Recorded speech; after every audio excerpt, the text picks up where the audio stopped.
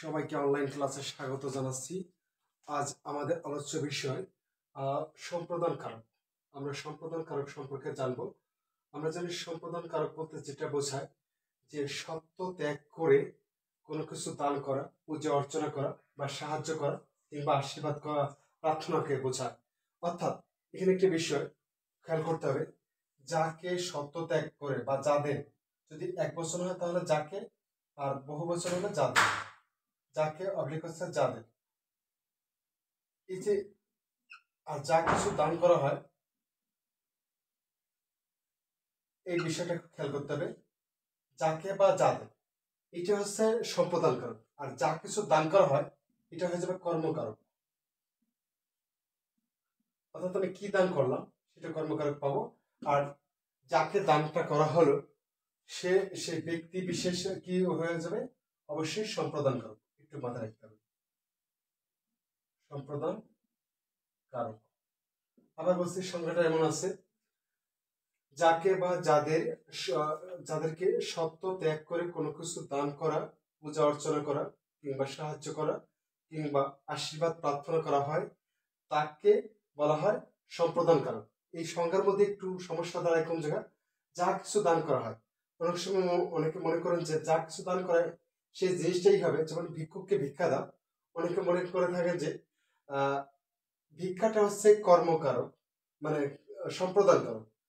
কিন্তু আমাদের মাথায় রাখতে হবে, যে ব্যক্তিকে দান করা হচ্ছে সেই ব্যক্তিটাই হচ্ছে সম্প্রদান কারক। একটু মাথায় রাখবো, তাহলে অবশ্যই পারবো। আমি কয়েকটা উদাহরণ টানছি, খেয়াল করি। যেমন অন্ধ জনে দেহ আলো, অন্ধ জনে দেহ আলো,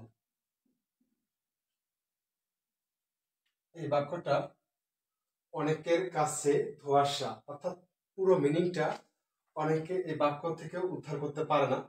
অন্ধ জনে দেহ আলো, এই মনে করেছে পরস্পর বিপরীত একটা বাক্য এখানে আছে, যে অন্ধজনে কিভাবে দেহ আলো হয়, এটা এমন না। বাক্যটা সঠিক উত্তর হচ্ছে যে অন্ধজন, অন্ধ ব্যক্তিকে আলো দাও। অর্থাৎ এইখানে দেহটা হচ্ছে কি, দেহটা কি হয়ে যাবে, দাও। এটা যদি এইভাবে দেওয়া হতো তাহলে বুঝতে সুবিধা হতো, কিন্তু আমাদের প্রচলিত বইতে বা এই লাইনটা বা বাক্যটা এইভাবেই আছে বা চলে আসছে, যে অন্ধ জনে দেহ আলো। এখন এই যে দেহ আলোর কারণে অনেক ছেলে মেয়ে বা অনেক শিক্ষার্থী যে এই বাক্যটার যে মর্মার্থ বা ভাবার্থ বা আক্ষরিক অর্থ যাই বলি, কোনটাই বুঝতে পারে না। এটা যদি এভাবে থাকতো, অন্ধ জনে আলো দাও অথবা অন্ধ জনকে আলো দাও, তাহলে বুঝতে সুবিধা হতো। যেহেতু সাহিত্যিক ভাষা অবশ্যই একটু ঘোরানো পেছানো থাকবে, এটাই স্বাভাবিক এবং বুঝে নিতে হবে। এবং বলা হয়েছে, চর্যাপদে বলা হয়েছে, কোনো কিছু জানার জন্য সৎ গুরু যিনি আছেন তাকে জিজ্ঞাসা করো, এবং জিজ্ঞাসা করার মধ্যে জেনে নাও।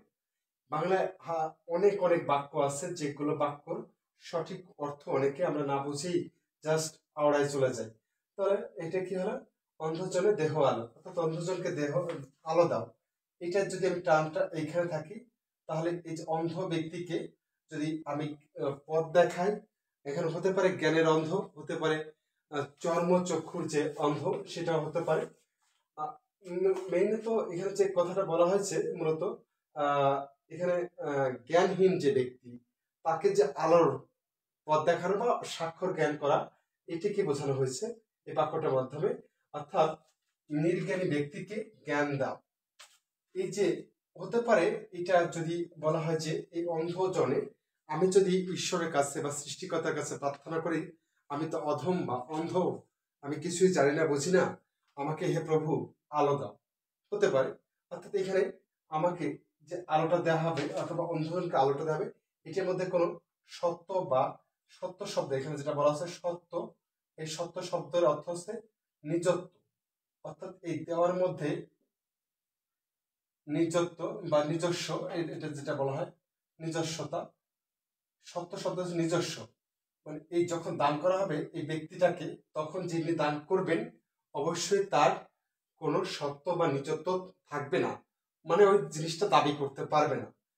আবার বলছি, যিনি দান করবেন তিনি আর ওই জিনিসটি দাবি করতে পারবেন না, অর্থাৎ যাকে দান করছেন সেই ব্যক্তিটাই হচ্ছে সম্প্রদানকারক। মাথায় রাখতে হবে। তাহলে অন্ধজন এখানে বোঝা যাচ্ছে কোনো ব্যক্তিকেই বোঝা যাচ্ছে। অবশ্যই এইটার নিচে টান থাকবে এবং যদি তাহলে এটা কি হবে, অবশ্যই এটা হচ্ছে সম্প্রদানকারক। আর দেহটা এখানে হচ্ছে দাও ক্রিয়া, আর কি দেওয়া হবে আলো। এটা যদি থাকে টান নিচে তাহলে এটা হচ্ছে কর্মকর, কর্মকর। আর এটা হচ্ছে সম্প্রদানকারক, আর এটা হচ্ছে দেহটা, এটা হচ্ছে ক্রিয়া। আরেকটি উদাহরণ দিই। গির্জায় গিয়ে যিশু ভজে সে, গির্জায় গিয়ে যিশু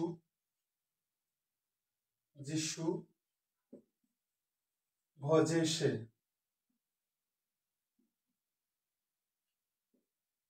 আচ্ছা, তাহলে সে ধরলাম একজন ব্যক্তি যিনি গির্জায় যান এবং গির্জায় যে কার ভজনা করেন। অবশ্যই এই ভক্তি বা প্রার্থনাটা কার জন্য? যিশুকে, অর্থাৎ যিশুর জন্য যিশুর কাছে তার যে মনের আকুতি মিনতি সেটা জানায়। এখন এই যে জানায় বা যিশুকে সে ভালোবাসে বা শ্রদ্ধা করে বা ভক্তি করেন বা তার পূজা অর্চনা করলেন, এই ক্ষেত্রে যিশু অর্থাৎ আমার মধ্যে যদি কোনো ভক্তি বা শ্রদ্ধা থাকে, যদি আমি কাউকে দিয়ে দিই সেটি আর ফেরত আনা যাবে না, অর্থাৎ আমি নিজে দাবি করতে পারবো না। সেক্ষেত্রে এই যে এখানে আছে সে যিশুকে ভজনা করে। এখন এই ভজনারা বা প্রীতি বা প্রেম বা ভালোবাসা যেটা কাকে দিচ্ছে? অবশ্যই তার প্রভুকে দিচ্ছে। এখন এই প্রভুকে যে দিচ্ছেন এখানে এটা আর ফেরত পাবেন না, অর্থাৎ এই যিশুকে যে ভালোবাসাটা দিচ্ছে বা তার প্রতি যে শ্রদ্ধা নিবেদন করছে এটা আর ফেরত পাবেন না, অর্থাৎ যাকে দান করছেন এখানে হচ্ছে যিশু। যিশু শব্দের নিচে টান আছে, এই শব্দটাই হচ্ছে কি হবে? অবশ্যই সম্প্রদানকারক। মাথায় রাখবো। এবার আসি আরেকটি উদাহরণ দিই। গৃহহীনে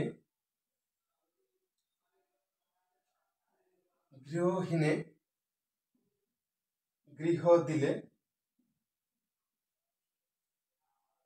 আমি থাকি ঘরে।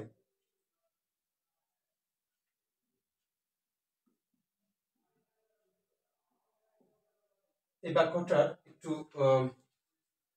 এমন একটি বাক্য যে তার অর্থ উপলব্ধি করা আসলে একটু কঠিন হয়ে দাঁড়ায়। যে গৃহহীনে গৃহ দিলে আমি থাকি ঘরে, এখানে মনে করলাম যে আমি হচ্ছে একজন হতদরিদ্র ব্যক্তি। এখন আমি স্রষ্টার কাছে বা সৃষ্টিকর্তার নিকট আমি প্রার্থনা করছি, আমার তো ঘর নেই, যদি তুমি আমাকে ঘর দাও তাহলে আমি যে এই গৃহহীন অবস্থায় আছি এই অবস্থা থেকে মুক্তি পেয়ে আমি ঘরে থাকতে পারবো। এটা যেমন একটা জিনিস। আর যেহেতু বলা হচ্ছে মানে আধ্যাত্মিক ব্যাপার যে আমার ঘর বাড়ি নাই, ঠিকানা নাই, তোমার কোলে যদি ঠাঁই দাও তাহলে আমি আশ্রয় পাই। এটাই তো আমাদের চাওয়া পাওয়া থাকে সৃষ্টিকর্তার নিকট, যে আমি তার কাছে যে চাওয়াটা। এখানে বলা হচ্ছে গৃহহীনে গৃহ দিলে আমি থাকি ঘরে। এখন গৃহটা কাকে দেবে? অবশ্যই আশ্রয়টা কাকে দেবে? গৃহহীন, তাই না? গৃহহীন অর্থাৎ এই যে গৃহহীন এনাকে যখন ঘর দেওয়া হবে এটা শর্ত ত্যাগ করে বা আশ্রয় দেওয়া হবে। এই জন্য বলা হচ্ছে এই ব্যক্তিকে যদি দান করা হয় গৃহহীনকে, এই ব্যক্তিটাই হচ্ছে কি হবে? অবশ্যই সম্প্রদানকারক। আর বলছি বাক্যটা অনেক জটিল এই কারণে যে গৃহহীনে গৃহ দিলে আমি তাকে করে মনে হতে পারে যে আমিও গরিব আরেকজনও গরিব, তাকে ঘর দিলেন কিন্তু আমাকে ঘর দেওয়া হলো না। এটা বাক্যটা এমন না। এটা যিনি প্রার্থনা করছেন এটা আসলে আশীর্বাদ চেয়েছেন যে আমাকে আশ্রয় দাও প্রভু, আমাকে আশ্রয় দাও। আর আশ্রয় দিলে আমার মনের মধ্যে যে শান্তি বা আমি ঘরে থাকতে পারবো, এমনটাই এই কথাটাই বলা হয়েছে। এটাকে অন্যভাবে মিনিং করার কোনো দরকার নেই। গৃহহীনে গৃহ দিলে আমি থাকি ঘরে। হতে পারে না যে যার ঘর আছে তাকে ঘর দিলে কিন্তু আমাকে ঘর দিলে না, এমনটা না। আমার জন্য এই প্রার্থনাটা জানিয়েছি, এটি হচ্ছে মুখ্য বিষয়। এই জন্য এখানে গৃহহীনে শব্দটি হবে সম্প্রদান কারণ, অর্থাৎ ঘরটা কাকে দান করা হবে? গৃহহীনকে। এবার আসি সম্প্রদান কারকে ওইভাবে প্রকারভেদ নেই, আমরা দেখাতে পারি যে বিভিন্ন যে শব্দ বিভক্তি আছে প্রথমা থেকে সপ্তমী পর্যন্ত, তো এর কিছু বিভক্তি যেটা সম্প্রদান কারকে বসে বা যুক্ত হয় সেইটা আমরা একটু দেখাতে পারি। যেমন দুয়ারে ভিক্ষুক, দুয়ারে ভিক্ষুক,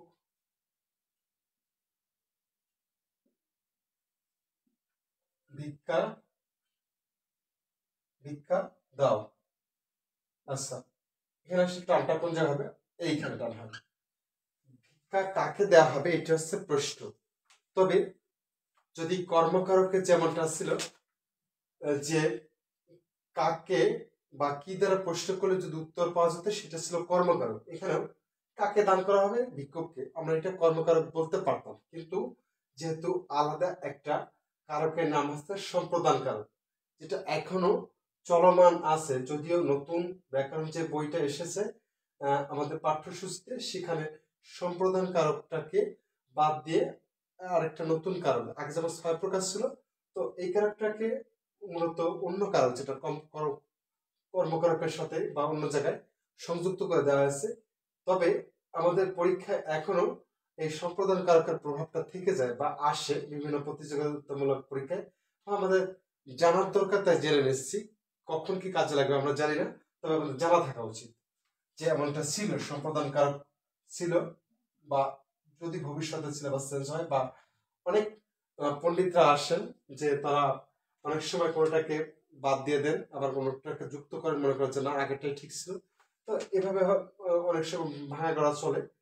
আমি সেটা নিয়ে কথা বলবো না। যেমন এখানে রাজা রামমোহন রায় তিনি বলছেন, তিনি এটা স্বীকার করেননি যে দরকার নেই। রবীন্দ্রনাথ ঠাকুর বলছেন যে শুধু একটা দান ক্রিয়ার জন্য একটা একটা কারকের নাম হবে, এটা দরকার নেই। তেমনি সুনীতি কুমার চট্টোপাধ্যায় তিনি বলছেন যে এটাকে কর্মকারকের সামিল করে দিলেই যথেষ্ট। তবে ডক্টর মোহাম্মদ শহীদুল্লাহ বলছেন যে এটাকে অস্বীকার করা যাবে না, অর্থাৎ এটার যে অস্তিত্ব আছে অবশ্যই থাকবে। এই জন্য এই নিয়ে মতভেদ আছে, এটার বিষয় না। আমাদের ওই মতভেদ পরীক্ষার খাতায় কখনো আসবে না। আমাদের যে নিজস্ব একটা জানার যে প্রক্রিয়াটা, তার মধ্যে এটা থাকলে সমস্যা নেই। সম্পাদন কারক সম্পর্কে জানো, অর্থাৎ দুয়ারে ভিক্ষুক ভিক্ষা দাও। এইখানে হচ্ছে এই ভিক্ষাটা যখন দেওয়া হবে, টাকা দিই, পয়সা দিই, চাল ডাল যা দিই, সেটা আর কখনো আমরা বা গৃহস্বামী বা গৃহলক্ষ্মী কখনো এটা ফেরত চান না। চাবেন কি? অবশ্যই চাবেন না। এই জন্য এই যে দুয়ারে ভিক্ষুক ভিক্ষা দাও, এই ভিক্ষুককে যখন ভিক্ষা দেওয়া হলো, অর্থাৎ যাকে দান করা হলো, সে ব্যক্তিটাই হচ্ছে সম্প্রদানকারক, আর যা দান করা হলো সেটা হচ্ছে কর্মকারক। আমরা এখানে দুটো জিনিস পেলাম, যে কাকে দান করা হলো, কি দান করা হলো, দুটোই কর্মকারকের উদাহরণ এসে যায়। তো এইখানে যে প্রশ্নটা রাখা হয়েছে সত্য ত্যাগ করে, অর্থাৎ আমিত্ব বা নিজত্ব বলে আর স্বীকার করা যাবে না বা জাহির করা যাবে না, সেই ক্ষেত্রে যাকে দান করা হলো সেই ব্যক্তিটাই হচ্ছে সম্প্রদান কারক। এবার আসি, এখানে যে বিষয়টা ছিল বিভিন্ন কারক, এটা ভিক্ষুক শব্দটি একটা মূল শব্দ। মূল শব্দের কারণে এখানে কোনো বিভক্তি যুক্ত হয়নি। আমরা শব্দ বিভক্তির যে প্যাটার্ন আছে 7টি, প্রথমা থেকে সপ্তমী, কোনোটির মধ্যে পড়ে না। আর কোনোটির মধ্যে না পড়লে ভিক্ষুক শব্দের সাথে যদি বিভক্তি যুক্ত নাই, তাহলে অবশ্যই এটি শূন্য বিভক্তি।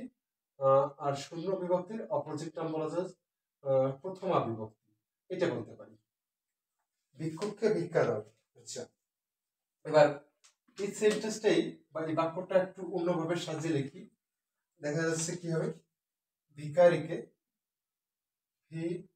ভিখারিকে, একটা জিনিস ভিক্ষুক যখন লিখছি ভ ক্ষিয়ক হয়, এখানে ক্ষিয়ক হয়, আর এখানে হচ্ছে বর্গীয় খ, একটু মাথায় রাখবো। ভিখারিকে ভিক্ষা দাও। আমাদের যেহেতু বাংলা ব্যাকরণ পড়া, অবশ্যই যা কিছু লিখবো বা চেষ্টা করবো বা শিখবো, একটার সাথে একটা মালা গেঁথেই পড়াশোনা করা উচিত। একটা বাক্য আমি এখানে উদাহরণ দিলাম, কিন্তু বাক্যটা ভুল লিখলাম বা বানানটা ভুল লিখলাম, এটা আমাদের জন্য আসলে লজ্জা। এখন যে জিনিসটা আমাদের দরকার, যে ভিখারিকে ভিক্ষা দাও, একই কথা ছিল এখানে, কাকে, যার চাল নাই ডাল নাই বলতে পারে, চাল চুলা কিছু নেই, এমন একজন ব্যক্তি, তাই না, যা যেমন, অর্থাৎ তার খাবার কাল কি খাবে সে জানে না, অর্থাৎ তিনি ভিক্ষা করে খান, পরের দরজায় গিয়ে ভিক্ষা করে খান, তাকে বলা হচ্ছে ভিখারি বা ভিক্ষু। আর এই ব্যক্তিকে কখনো কিছু দান করে আমরা সেটা ফেরত আশা করি না। আর এই যে নিজত্ব বা সত্য ত্যাগ করে দিয়ে দিলাম, ভিক্ষা দাও, বা এখানে বলা হয়েছে এই জন্য এই ব্যক্তিটাই এখানে যে টানটা থাকবে, এটা অবশ্যই কি হবে, এটা অবশ্যই সম্প্রদানকারক। এবার হচ্ছে যে শীতার্থকে এরকম যদি থাকে, ওখানে একটা কথা ছিল, শীতার্থকে শীত আর্ত, শীতার্ত, শীতার্থকে, আর ওখানে ছিল ভিক্ষুককে, ভিকারিকে, এই শব্দটা ছিল ভিকারিকে, আর বাদ বাকি তো যা যা ছিল, ভিকারিকে ভিক্ষা দাও, এখানে একটা বিষয় ছিল। আর এখানে শীতার্থকে বস্ত্র দাও, বস্ত্র দাও, আর এখানে হচ্ছে ভিকারিকে ভিক্ষা দাও। এই যে কে বিভক্তিটা আছে, আমরা জানি বা আগে বলেছিলাম, কে আর রে, এটা হচ্ছে দ্বিতীয় এবং চতুর্থী বিভক্তির এক বচনে বসে। এই ক্ষেত্রে জিনিসটি কি হবে, যখন বলছিলাম কে বা রে, অধিকাংশ ক্ষেত্রে যখন সম্প্রদান কারকে বসে তখন হচ্ছে চতুর্থী বিভক্তি, এবং সম্প্রদান কারক ব্যতীত অন্যান্য কারকে বসলে সেই কারক অনুযায়ী সেখানে হচ্ছে বিভক্তিটা কি হবে, দ্বিতীয় বিভক্তি, আবার হচ্ছে দ্বিতীয় বিভক্তি। আর সম্প্রদান কারকের সাথে যখন কে বা রে বিভক্তি বসবে অবশ্যই সেটি চতুর্থী বিভক্তি, অর্থাৎ এটা চতুর্থী বিভক্তির উদাহরণ। এবং এই জিনিসটা হচ্ছে কি হবে, এই শব্দটা অবশ্যই সম্প্রদান কারক।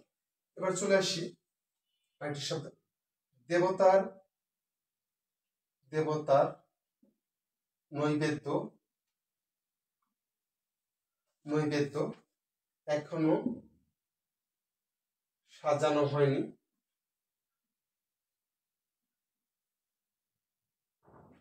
দেবতাকে নিবেদন করে যেটা দান করা হয় সেটি হচ্ছে নৈবেদ্য। এখন এই যে এটা হচ্ছে নৈবেদ্য, এটা নিয়ে আমাদের আলোচনা, কিন্তু আমি পূজাটা বা অর্পণটা কাকে দিচ্ছি, অবশ্যই দেবতাকে। এখন দেবতা হচ্ছে মূল শব্দ, তার সাথে কি আছে, র আছে, আমরা জানি র এর হচ্ছে ষষ্ঠী বিভক্তির উদাহরণ। সেক্ষেত্রে দেবতার উদ্দেশ্যে যেটা আমরা দান করছি বা নিবেদন করছি সেটিকে নৈবেদ্য বলা হয়, এবং এটা ফেরত পাওয়ার কোনো সম্ভাবনা নেই। কিন্তু যাকে দান করছে অর্থাৎ দেবতাকে, এই জন্য এই দেবতা হচ্ছে মূল শব্দ, তার সাথে বিভক্তি আছে, এই জন্য দেবতার নৈবেদ্য। এই বাক্যটার মধ্যে এই শব্দটাকে যখন মার্ক করা হবে, অর্থাৎ আন্ডারলাইন করতে হবে এবং বলা হবে যে এইটা কোন কারকে, মানে এই পদটি বা এই শব্দটি কোন কারকে কোন বিভক্তি, তখন আমাদের অবশ্যই মনে রাখতে হবে এটা সত্য ত্যাগ প্রদান করা হচ্ছিল, এবং এটা সম্প্রদান কারকের ষষ্ঠী বিভক্তি। যেমন আরেকটি বাক্য লিখি, দেশের জন্য প্রাণ উৎসর্গ করো, দেশের জন্য, দেশের জন্য প্রাণ, দেশের জন্য প্রাণ উৎসর্গ করো, দেশের জন্য প্রাণ উৎসর্গ করো। এই যে দেশে, কিসের জন্য আসলে প্রাণ যে ত্যাগ করব, এবং এইখানে আমার যদি প্রাণ চলে যায়, আসলে আমি কি প্রাণটা ফেরত পাবো, হয়তো মানুষের হৃদয় অমর হয়ে থাকবো, কিন্তু আমার যে জীবন্ত যে সত্তাটা, এটা বা আমি পাবো না ফিরে, অর্থাৎ যে প্রাণটা উৎসর্গ হলো এই প্রাণটা আর পাবো না, হয়তো বা এই স্মৃতিতে, মানুষের স্মৃতিতে স্মরণীয় বরণীয় হয়ে থাকবো, কিন্তু এখানে যে জিনিসটা আছে একেবারে নিজের সত্য ত্যাগ করে এখানে দেশের জন্য আমার প্রাণটাকে ত্যাগ করছিলাম, বা আমি কিছু লাভবান হবো, কারণ আমি বেঁচেই থাকবো না, যেখানে আমি কিভাবে লাভবান হবো এইটা আশা না করে যখন প্রাণটা উৎসর্গ করা হয় তখন বলা হয়েছে এটা হচ্ছে সম্প্রদান। আর যেহেতু দেশের তরে, কিসের জন্য, আর দেশ হচ্ছে মূল শব্দ, তার সাথে এর, আর এর বিভক্তি যদি থাকে সেটা হচ্ছে ষষ্ঠী বিভক্তি, অর্থাৎ এইটা হচ্ছে দেশের শব্দটি বা দেশের পদটি হবে সম্প্রদান কারকের ষষ্ঠী বিভক্তি। এবার চলে আসছি আগে একটা উদাহরণ, যেমন সৎ পাত্রে কন্যাদান করো, এটা একটু খেয়াল করি, সৎ পাত্রে সৎ পাত্রে কন্যা দান করো, কন্যা দান করো। এটা সমাজের প্রত্যাশা, মানুষের প্রত্যাশা, যারা শুভবুদ্ধি মানুষ তাদের প্রত্যাশা যে ভালো ছেলের কাছে কন্যা দান করো বা কন্যার বিবাহ দাও, এটাই তো দান করো। এখন যখন একটা মেয়ের বিয়ে হয়ে যায়, শ্বশুর বাড়ি চলে যায় বা স্বামীর ঘরে চলে যায়, তখন যার কন্যা ছিল সে বলতে পারে না এটা আমার কন্যাকে সেইভাবে ফিরিয়ে দাও, হয় না। কারণ বিবাহ বন্ধনে আবদ্ধ হয়ে গেলে তার আরেকটা আলাদা সংসার হয়ে যায়, সে অন্যভাবে আসে, কিন্তু যে আগের মতো যে কন্যা আর মতো সে থাকে না, তখন সে অন্যের বিবাহিতা স্ত্রী হয়ে যায়। সেক্ষেত্রে তার আলাদা একটা পরিচয় হয়ে যায়, অর্থাৎ আগের যে একটা পরিচয় ছিল কুমারী অবস্থায় সেটা থাকে না। এই ক্ষেত্রে সৎ পাত্র, সৎ পাত্রে এখানে ভালো ছেলে বা বর যেটাকে বোঝায় আমরা বুঝি। এখন এই বর কোনো ছেলেকে যদি কোনো কন্যা কোনো মেয়েকে দান করা হয়, অর্থাৎ বিবাহ পিড়িতে বসানো হয়, ওই পিড়ি থেকে তুলে আনা যায় না, এটাই হচ্ছে মুখ্য বিষয়, বা ফেরত আনা যায় না। এই জন্য বলছে যাকে দান করা হলো কন্যাদান, এটা কন্যাদান কোনো মেয়ের বাবা করে থাকে বা তার বয়োজ্যেষ্ঠ যারা থাকে, এটা বর্তমানে এটা করে থাকে এই জিনিসটা। এখন এই সৎ পাত্র, মূল শব্দটা হচ্ছে সৎ পাত্র, তার সাথে এ বিভক্তি আছে এখানে, এর জন্য হচ্ছে সপ্তমী বিভক্তি, সম্প্রদান কারকে সপ্তমী বিভক্তি। যদি বলা হয় অন্নহীনে অন্ন দাও, এখানে বলছে অন্নহীনে, অন্নহীনে অন্ন দাও, অন্ন দাও। এই যে যার ক্ষুধার যন্ত্রণা আছে, যার কষ্ট আছে, যার খাবার নেই, এখন অন্ন বলতে শুধু ভাতকেই বোঝায়। অতীতে অন্ন দ্বারা যেটা খাবার, টোটাল যে মোর খাবারটাকে বোঝাতো, এখন এই অন্ন শব্দটার অর্থটা সংকুচিত হয়ে শুধুমাত্র ভাতকে বোঝায়। কিন্তু আগে যেটা ছিল, আজ থেকে কয়েক বছর আগে, অন্ন শব্দটা দ্বারা যেটা খেয়ে বেঁচে থাকি, যা কিছু হোক, ভাত রুটি যাই হোক, এটাকেই অন্ন বোঝাতো, অর্থাৎ এটা অর্থের সংকোচন ঘটছে। এটা আমরা পরে দেখবো। কি দাও যদি আসে এখানটাতে, তাহলে হচ্ছে কর্ম করা। আর যেহেতু এখানে এই যদি গরিব মানুষটাকে বা যে খেতে পার না তাকে কিছু খাবার দেওয়া হয়, সেই খাবারটাকে আমি তার থালা থেকে ফেরত আনতে পারি না, এটা তো নীতি বিরুদ্ধ। এটা বিবেক, বিবেকে আমাদের কি বলে যে আমরা খাবারটা ফেরত নিয়ে আসতে পারি না কারো পাতে বা কারো থালায় বা কারো প্লেটে ভাত বা অন্য যেটা বলা হোক বা খাবার দিলে সেটাকে ফেরত আনাটা সমীচীন নয়। এইটা মনে করেই যে তাকে সত্য ত্যাগ করে ওই খাবারটাই দেওয়া হলো, এটা আমি আর ফেরত আশা করি না। এই জন্য যাকে দানটা করা হলো তিনি হচ্ছেন অবশ্যই সম্প্রদানকারক। এখন অন্নহীন শব্দটার সাথে এ বিভক্তি আছে, অর্থাৎ এখানে সম্প্রদানে সপ্তমী বিভক্তি কাজ করবে। যদি দিনহীনে দান করো, দিনহীন, দিনহীনে, এই একই কথা, দান করো, দান করো শব্দটা লিখলাম। এই যে দিন, গরিব দুঃখী জনকে, প্রান্ত জন, যার কষ্টের সীমা নেই এমন আর কি, যার অথবা কেউ নেই, একা হত দরিদ্র ব্যক্তিকে যদি কোনো কিছু দান করা হয়, সেই দানটাও সম্প্রদানের মধ্যে চলে যাবে। অর্থাৎ এই দৃঢ়হীন ব্যক্তি, এই যে এইখানে টানটা আছে, অবশ্যই এনাকে কোনো কিছু দান করলে সেটা আমরা ফেরত আসার প্রত্যাশা রাখি না বা রাখার চেষ্টা করি না কখনো। এই জন্য এই দিনহীনে, অর্থাৎ দিনহীন যাকে হতদরিদ্র লোকটি বা মানুষকে যখন সাহায্য করা হলো, এই শব্দটাই কি হয়েছে সম্প্রদান। এখন এই সম্প্রদান দিনহীন হচ্ছে মূল শব্দ, তার সাথে এ বিভক্তি রয়েছে। এই জন্য এই এ বিভক্তি আমরা জানি শব্দ বিভক্তির সপ্তমী বিভক্তিতে রয়েছে, এই জন্য এটাকে বলা হচ্ছে সম্প্রদান কারকের সপ্তমী বিভক্তি। এটা তাহলে এগুলো বুঝলাম যে সপ্তমী বিভক্তি সহযোগে সম্প্রদান কারক। সৎপাত্রে কন্যাদান কর, অন্নহীনে অন্ন দাও, দিনহীনে দান করো। এইটা ছিল আমাদের আজকের আলোচ্য বিষয়, যে সম্প্রদান কারক কে সত্য ত্যাগ করে কোনো কিছু দান করা হয়। আবার বলছি সত্য মানে এই শয় ব তয় ব, অনেক আছে, যেমন আরো সত্য বানান আছে, এইভাবে থাকতে পারে সত্য, এভাবে থাকতে পারে সত্য, এটা যেমন রস বা অস্তিত্ব বোঝায়, কিন্তু এই সত্যটা হচ্ছে নিজত্ব, অর্থাৎ নিজের দাবি করতে পারবো না, আমার বলে আর চিৎকার করতে পারবো না।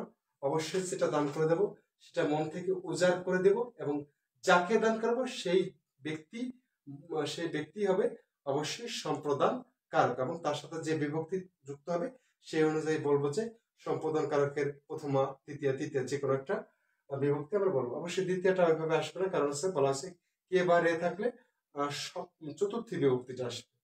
এই ছিল আজকের আলোচনা মানে সম্প্রদান কারক সম্পর্কে।